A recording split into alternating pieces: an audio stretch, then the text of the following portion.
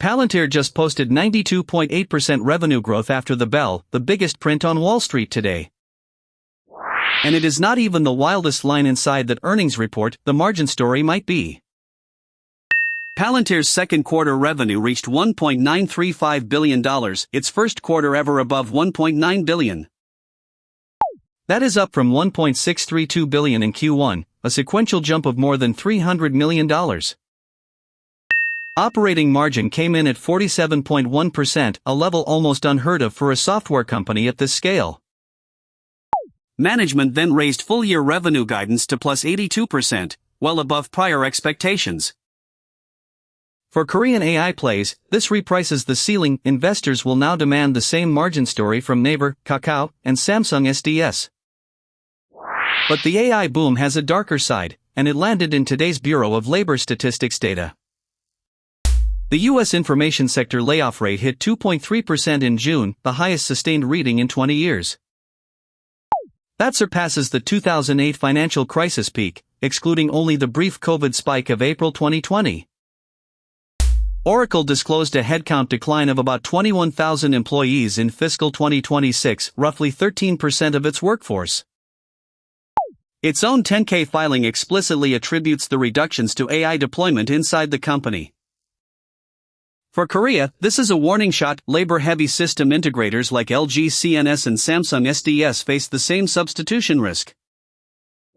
Washington quietly reopened its Nvidia China review, and this one targets a loophole, not the chips themselves.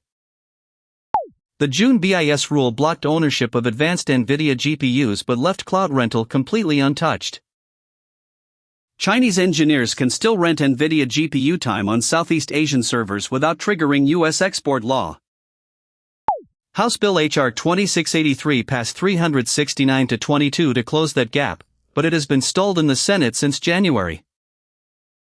Watch Korean cloud names like Naver Cloud tomorrow. Tighter U.S. rules can redirect demand toward non-Chinese hosts. Newmont and Barrick ended their years-long standoff over Nevada gold mines today, August 10th. Newmont will pay Barrick $1.95 billion for governance reforms and to fold 4Meal into the joint venture.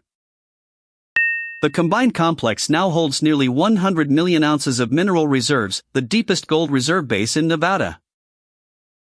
The settlement also clears the runway for Barrick's planned North American initial public offering. For Korean gold-linked ETFs and refiners, expect a tighter supply-side narrative heading into 2027 as Nevada consolidates. Sony and TSMC are in advanced talks on a roughly $6.4 billion image sensor joint venture in Kumamoto, Japan. Sony's semiconductor solutions would hold about 60%, TSMC around 40%. Production is targeted for 2029, focused on physical AI applications, autonomous vehicles and robotics. For Samsung and SK Hynix, this reshapes the sensor and advanced packaging map right on their doorstep. Now the quick hits from today's tape. Bristol Myers Squibb committed $2.3 billion to a new Houston campus for antibody-drug conjugates and biologics. The 600,000 square foot facility will create roughly 500 permanent jobs between 2027 and 2030. Datadog Q2 revenue rose 36%, but operating margin was just 0.5%, with a Q3 guide of 28%. TransDigm sales grew 22.5% to $2.74 billion, yet net income rose only 9.5%. Interest expense now consumes 41.9% of TransDigm's operating income.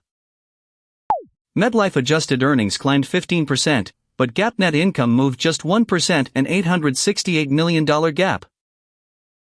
Johnson & Johnson's Ottava won FDA de novo authorization on July 22, becoming Da Vinci's second U.S. rival after Medtronic's Hugo.